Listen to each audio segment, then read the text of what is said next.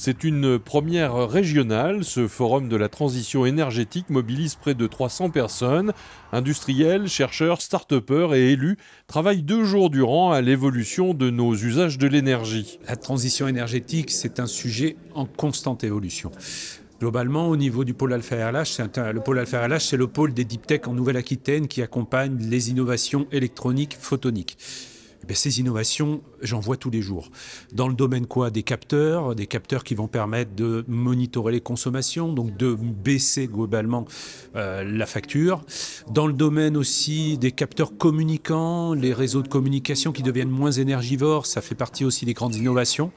Enfin, dans le véhicule du futur, actuel, demain, ce véhicule est bardé de solutions de guidage. On va parler de radar, de lidar, de caméras embarquées. Tout ça, ce sont des technologies qui sont présentes dans le pôle. Donc on a tout un écosystème qui se mobilise sur ce sujet de la transition énergétique. Très simplement, la meilleure énergie, c'est celle que l'on ne consomme pas. Et c'est un électricien qui nous le dit. La meilleure énergie, la plus écologique, c'est bien sûr celle que l'on ne consomme pas. Ouais. C'est bien l'objet du forum d'aujourd'hui, vraiment au cœur de la transition écologique. On continue d'innover, que ce soit sur l'amont, que ce soit sur l'aval. Les compteurs communicants d'Enedis sont vraiment au cœur de cette transition écologique qui permet vraiment d'optimiser tous les flux d'énergie qui sont dorénavant bidirectionnels.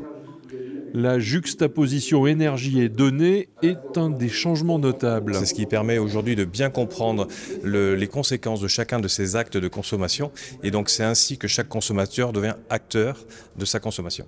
Et si ce forum régional se déroule à Esther, ce n'est pas le fruit du hasard. Notre positionnement à Limoges au niveau d'Esther, au travers du label Limoges Durable, et notre positionnement historique sur ces sujets-là pour prendre le virage collectif de la transition énergétique. Ici même, sur le parc d'Esther, il y a une ombrière avec du photovoltaïque. Ça va aller un peu plus loin dans les mois qui viennent.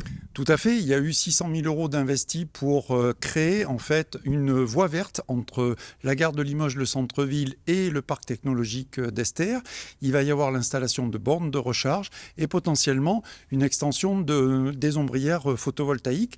Et 20 millions d'euros vont être investis dès cette année jusqu'en 2026 pour rénover énergétiquement le bâtiment central d'Esther. La transition énergétique est engagée et les transferts de la recherche aux usages publics se font de plus en plus rapidement. Le transfert de ces technologies est assez rapide finalement. On a des grands industriels du domaine. Il ne faut pas l'oublier ici en Nouvelle-Aquitaine. Legrand, on va le citer, à Limoges, est capable d'embarquer dans ces solutions domotiques des grandes innovations qui trouvent leur place comme ça chez l'usager assez rapidement. On parle de quoi entre le début d'une innovation et sa mise sur le marché, 4-5 ans dans ce domaine-là. En plus des conférences, des événements B2B sont proposés.